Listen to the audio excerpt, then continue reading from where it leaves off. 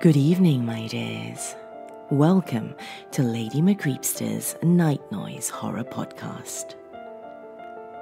Today we're going to check back in on Little Chilty's tale and see what exactly is happening with Noah and Erica, aka Clara.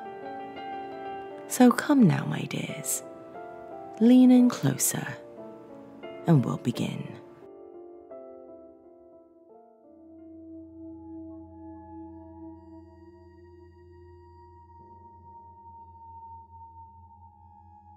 The past few days have been rough, to say the least. We've been holed up in a stuffy grey room, sitting across from these guys who look like you would see them at Disney World with their wives and 3 kids, and we're in what feels like business meetings with them all day. And the business is Noah, presumed dead. The police station is paying for hotel rooms for the both of us, but I've been staying with my wife at her hotel. I told Noah's mom, I'll call her Joanne from now on, that she could stay with us, but she said that she'll be okay on her own. I'm worried about her though. She's in absolute shambles. And why wouldn't she be, especially based on the state Erica is in? Speaking of, Erica went from incoherent mumbling to repeating herself to falling into complete silence.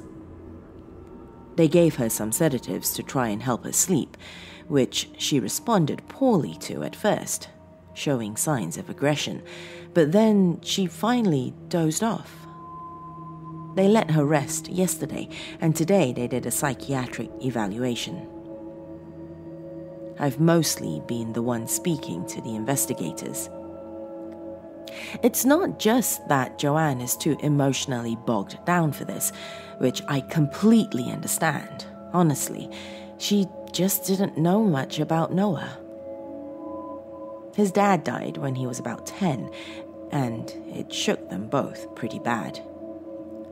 Joanne responded by trying to protect her son to an unhealthy degree, and in what I can only describe as an anti-Oedipal rage, Noah rejected and resented all of her love in his urgent quest for courtship.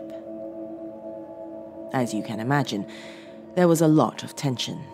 And when Noah told Joanne that he was leaving to live with a girl he had only been talking to for several months, she completely lost it.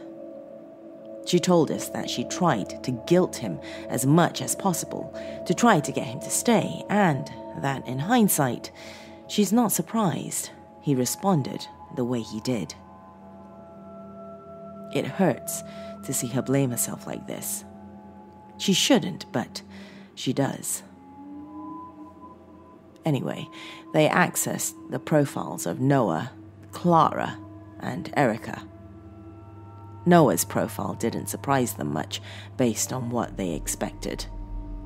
The last message he sent to Clara on October 5th, 2013, telling her that he was on his way to an address, which, by the way, led the team to a ramshackle shack in the middle of nowhere. His account was deleted the next day. They're going to thoroughly check the area and see what they can find. All I know is that I get a horrible feeling just from looking at pictures of this place. Clara's profile was confirmed to be a pretty meticulously run baiting tool. In essence, and I know that many of you predicted this as well, they believe that Erica was involuntarily used as a lure. It's one thing to make a fake profile with someone else's pictures, but to have the actual person in the flesh? Although most would still be wary, to a lonely person in love, seeing the person, speaking to them, is pretty convincing. They found messages dating back to 2011 between her and several poor, lonely guys. This is where it gets a little bit unusual. Most of these accounts are used to solicit money, sensitive information, etc. But what they found was that the account really just focused on manipulating these guys to cut off their family and friends, if they had any, and flee to the same place. There are certainly more severe cases that are linked to assassination services and human trafficking, which is what this is starting to resemble, unfortunately. But the target demographic is baffling. But there's more. Erica's profile was arguably the most shocking. The last correspondence she had was eerily similar to Noah and Clara. She met someone through an online game and formed a relationship with them, which led to her cutting ties and heading up here. The someone she was talking to was a girl named Hannah, and her profile was virtually identical to Clara's. The only difference was that the people commenting on her pictures were all women. They tried to reverse image search for another profile, but came up with nothing. They've spent the last 2 days thoroughly searching for Erica's family as well, and they finally found them. They're going to be flying in tomorrow from Fort Lauderdale to see her and to talk to us.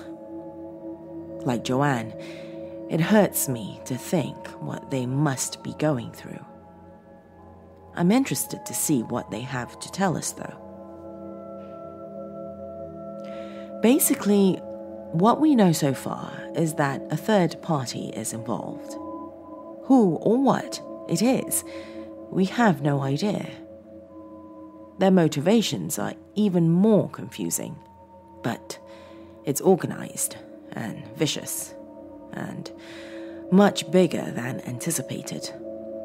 The investigative team is trying to reach out to as many people as possible, namely the families and friends involved with the baked accounts, although they haven't had much success.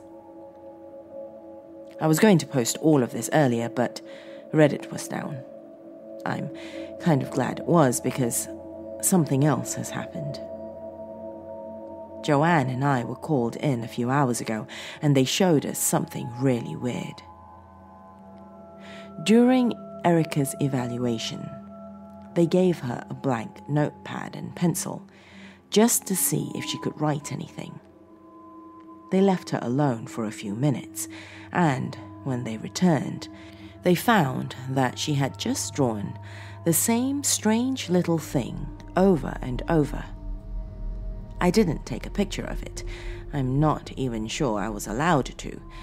But it looked like a symbol of a fish, facing upward, with a little circle above it. None of us know what it is, so they're going to be reaching out to some academics who specialize in identifying symbols to see if they can at least give us a clue. My wife said it looked vaguely familiar, but she also said it just looks like a sideways fish that blew a bubble. So I'm not sure she has great authority on this. I'll let you know what we find out.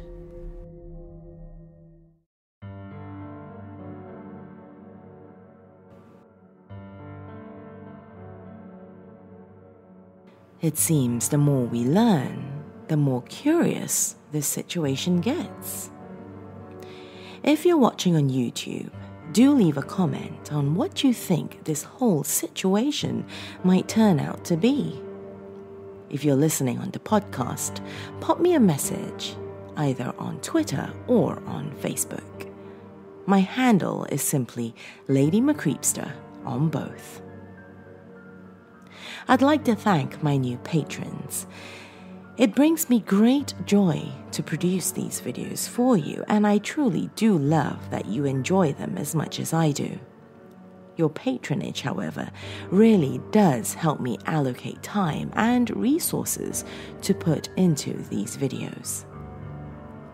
If you too would like to become a patron and a member of my dark family, visit patreon.com/LadyMcCreepster. Even $1 is very much appreciated. That's it for this evening, my lovelies. Till next time, sweet dreams.